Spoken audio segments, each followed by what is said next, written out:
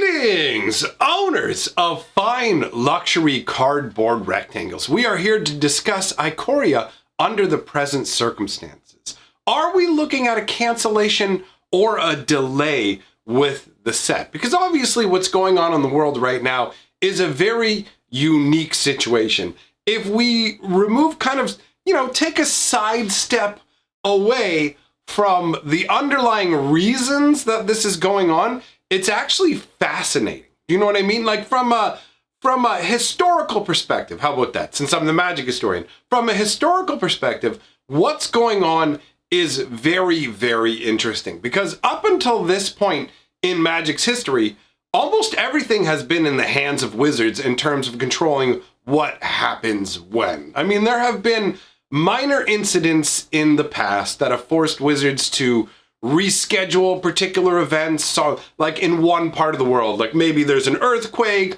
or a massive fire or something like that that causes rescheduling of like one or two things. But we're talking about basically a global level event impacting Magic the Gathering. If we look at what the time frame is right now, the Ikoria pre-release is supposed to be happening in about 3 weeks. Now, Wizards' initial deployed response to this situation was to say, okay, we're going to suspend our normal rules. Now, the normal rules for pre-release, basically here's how it works. They send out to stores a little bit of side product, but the main thing about a pre-release are the pre-release kits. So players go in, you register for the event, pay, do all that goodness, and then they hand you a pre-release kit.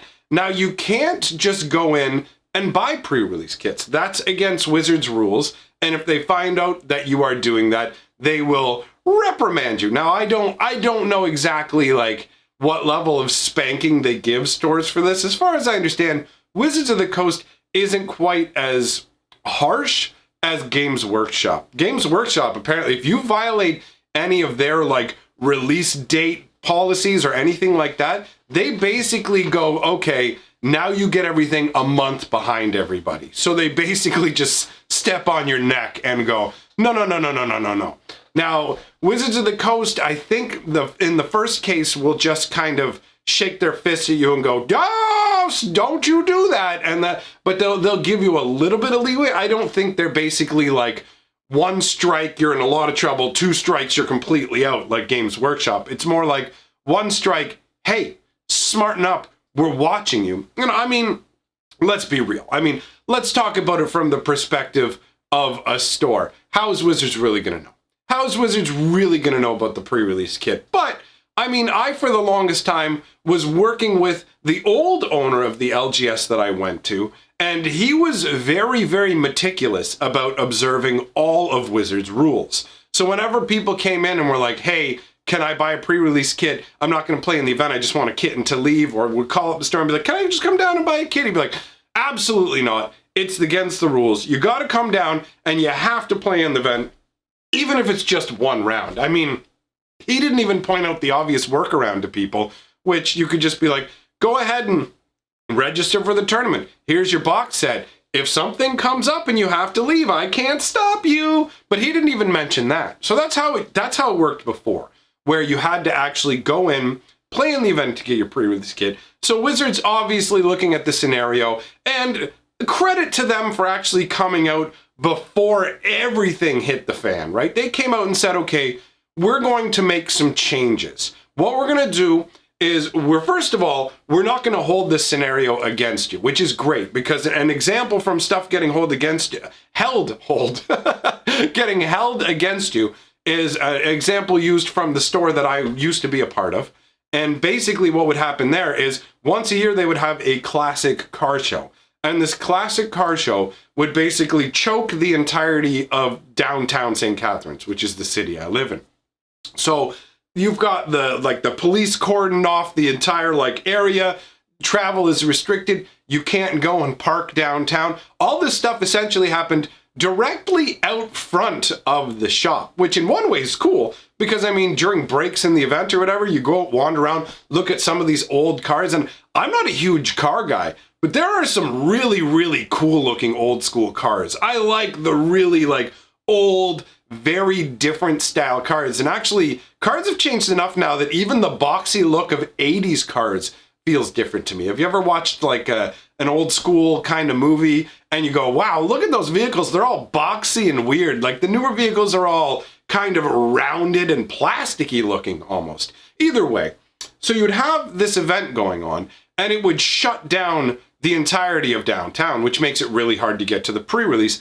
And that, like, there are other events like that throughout the year, but usually the car one, for some reason, always happened to be scheduled the weekend of a pre-release, like every year without fail. So what happens is people choose to go to other locations or not come out to the pre-release at all. That impacts your numbers. Wizards actually uses the numbers from each pre-release to determine like how much you're going to get in the future. So if it seems like people aren't showing up, they cut your allocated number of decks, and that can impact obviously your ability. Like, I don't know if you guys know what it's like when somebody gets turned away from a game store, unless you've experienced it firsthand. I've had the behind the counter perspective where basically I'd see people get told, no, you can't play because we're out of decks. Sorry. And they leave grumbly and unhappy. And that leads to people going to other places or finding other hobbies. Either way, not dealing with the store. So Wizards isn't going to be counting anything that's going on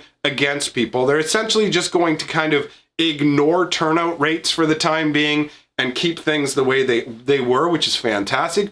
In terms of the way that pre-releases operate this time around, based on what Wizards is saying, and I'm not talking about any real world restrictions, we'll get into that in a moment, but just based on Wizards' perspective, they eased up and said, okay, for this pre-release, you can go to the store, pick up your pre-release kit or kits, and take them home. So if you want to have a little like 2 or 3 man event at home with some pre-release kits, you can do that. I mean, if you have 8 people that you can play with, sure, you can do that too. That's totally up to you. But either way, they made it a discretionary sort of thing. Now, this was all done before everything kind of hit, like really went heavy here in North America. I'm trying to avoid talking about anything too tragic or sad here. I'm just trying to stay focused with the subject, while on the periphery, we all know what's causing this, right? So obviously the situation has gotten worse depending on where you are in the world. In some cases, trying to go to a game store would get you fined or arrested, right? That's if the store is even open. And I'm going to use, for example, what's going on here. Things have been slowly kind of tightening up around us, where it was like, okay, you know, we're asking you to stay home. Please don't go out. Don't get together in large gatherings. And then they came along and they were like, okay, you know what, we've got to shut down theaters. We've got to shut like playhouses. Anywhere where a lot of people would congregate got shut down, which makes perfect sense. Now, a lot of LGSs are like smaller affairs. You don't have as many people going through an LGS as you have going to a theater, like an opera house, any of that kind of stuff. So the LGSs were kind of left alone. In fact, LGSs only shuttered their door in my city yesterday. Up until yesterday, you could still go to an LGS. Some of them were still running Friday Night Magics. All that was still going on. But now LGSs have shut. So we have a scenario where they're being told they have to stay closed for 2 weeks. Now, there is less than 3 weeks. If I'm not mistaken, there is either exactly 3 weeks or a little less than 3 weeks left until the pre-release hits. I may be off by a day or two, but regardless, it's close enough that this all still applies. So they have to stay closed for 2 weeks, but that's under best circumstances. I personally believe that this, like, we're only shutting you down for 2 weeks is a way to ease us into it, like kind of dipping your toes into the pool to feel the temperature, be like, okay, it's not that bad, I can get in there. That sort of a scenario. Once you're shut down for 2 weeks and they go, we're extending it, I mean, what are you going to do? You can't really, I'm going to go in and open up my business like that. It doesn't work that way. So LGSs, at least in my part of the world, I believe are going to be closed for longer than 2 weeks. I genuinely believe we're probably looking at least a month. I mean, they don't want to freak people out, but when the government is making announcements, the way that the language they're using definitely makes it sound like, and the packages they're rolling out to support people are for the next 3 or 4 months. So I'm not going to be surprised at all if it turns out that the LGSs are closed for a month. Now, clearly, Wizards prints its product way in advance. Like when it comes to Ikoria, Ikoria is all already printed out, packaged, sealed, ready to go. With the logistics involved in creating Magic sets and keeping this machine rolling, obviously they have to do things in advance. So the Ikoria stuff has already been created. And most likely, I may be wrong about this, I don't know exactly when they start shipping, but I imagine that most of it has already found its way into the hands of distributors, right? Because that is the way that Magic, aside from like when you purchase on Amazon or anything, but when it comes to LGSs acquire their product through a distributor. So Wizard sells to the distributor, distributor sells to the store. So we may have a scenario where Wizards has already created the product and shipped it out and fully intends to have a regular timed release. So we've got the pre-release coming in 3 weeks, and the week after that, we will have a release. Now, people have been asking me, do you think that they're gonna basically cancel Ikoria? And the answer to that is definitely not. There is a 0% chance of Ikoria being canceled. Now, will Ikoria's release be delayed? The answer to that is yes and no, okay? Because part of it is going to depend on where you play and how you play, right? Like where you are in the world and how you play Magic. Those two will impact the Ikoria release for you, depending. And what I mean by that is, first of all, if you're an arena player, this is not going to affect you at all. Wizards is going to drop the the pre-release events basically the Thursday before. So 2.5, 3-ish weeks from now,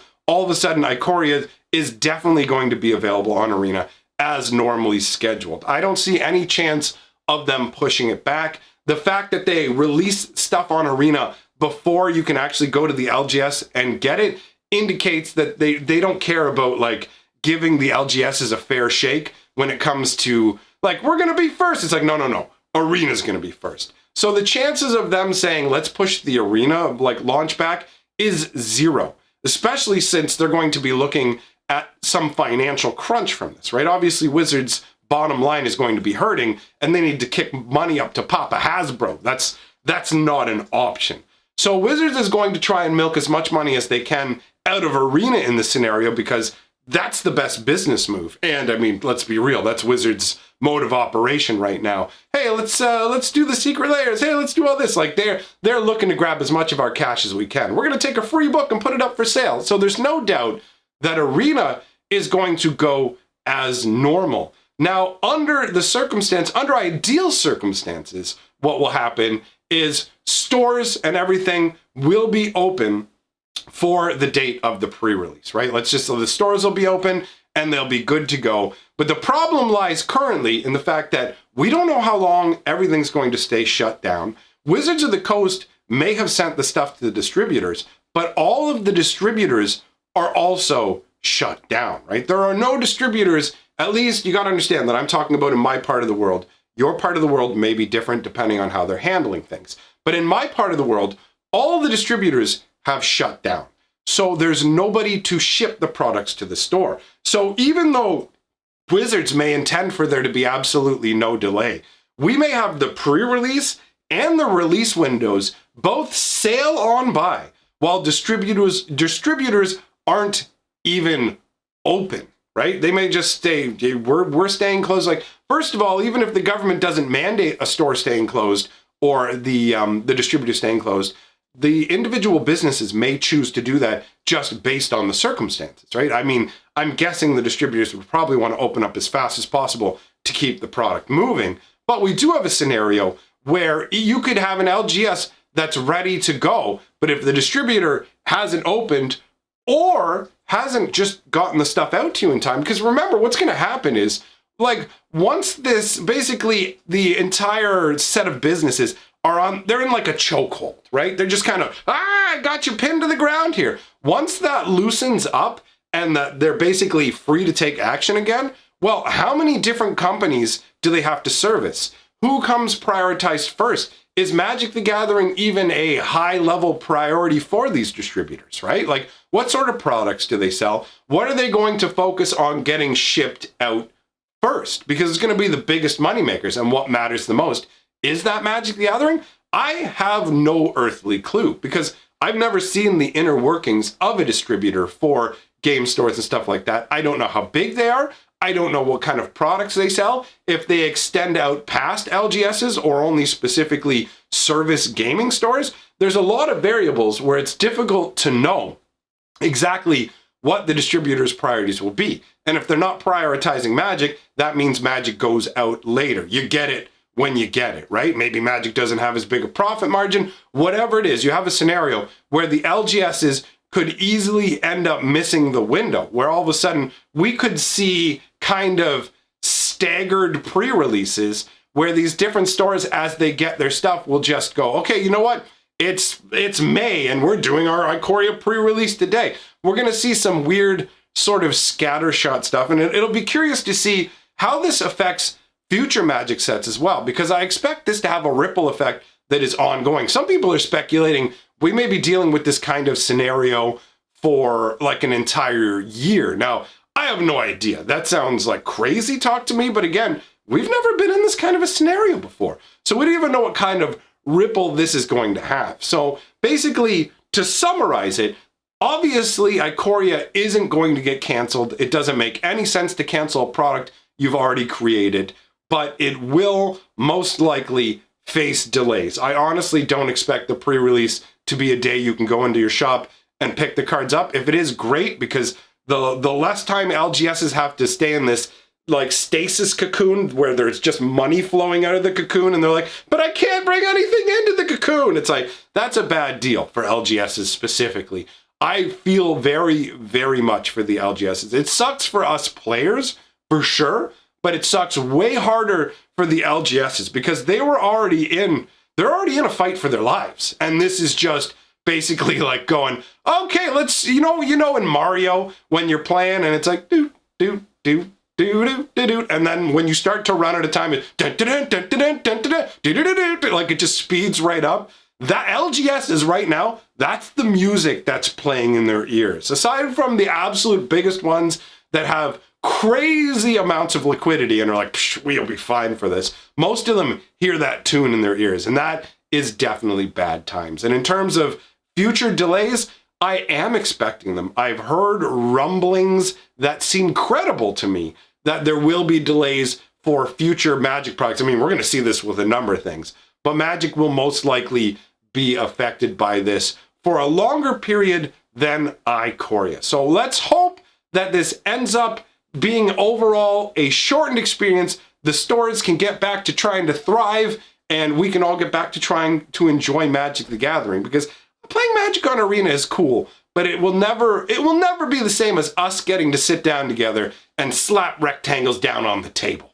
So thanks for coming by, everybody. Big shout out to my patrons and channel members whose names you can see scrolling on by, is it over here? It's one of these sides. I never know when I'm, what somewhere in this vicinity you will see the names of my golden lords, the people, my top supporters on Patreon. Thank you, Patreon, I should say. Thank you for what you do. Thanks everybody for coming by, and I will see you all very soon.